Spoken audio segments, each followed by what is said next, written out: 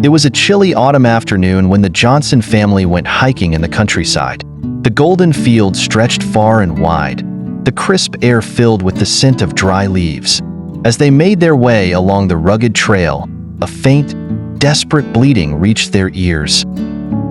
Curious and concerned, they followed the sound and soon spotted a tiny lamb stranded on a narrow ledge halfway down a steep cliff. It trembled, too afraid to move, its wool matted with dirt.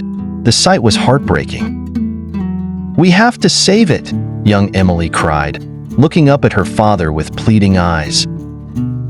Without hesitation, Mr. Johnson tied a rope around his waist, with his wife holding on tightly. Step by step, he descended toward the frightened lamb. The little creature bleated louder, terrified, but Mr. Johnson whispered soothing words. With great care, he scooped the lamb into his arms and carried it to safety. The family cheered, relief washing over them. The lamb, exhausted and weak, nestled against Emily's chest. They searched for its mother in the fields nearby, but there was no sign of a flock. Realizing it had been abandoned, the Johnsons decided to take the lamb home. They named it Lucky. At first, Lucky was timid, refusing to eat or move much.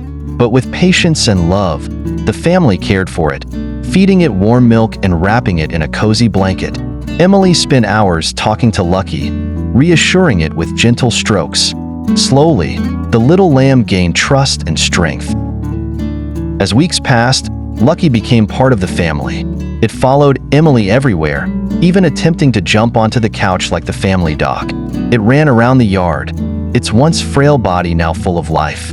On cold nights, it would curl up beside Emily, warm and safe. What had begun as a desperate rescue turned into an unbreakable bond. Lucky was no longer just a lost lamb. It was a beloved family member, and the Johnsons learned that sometimes the smallest, most unexpected creatures could fill a home with the greatest love.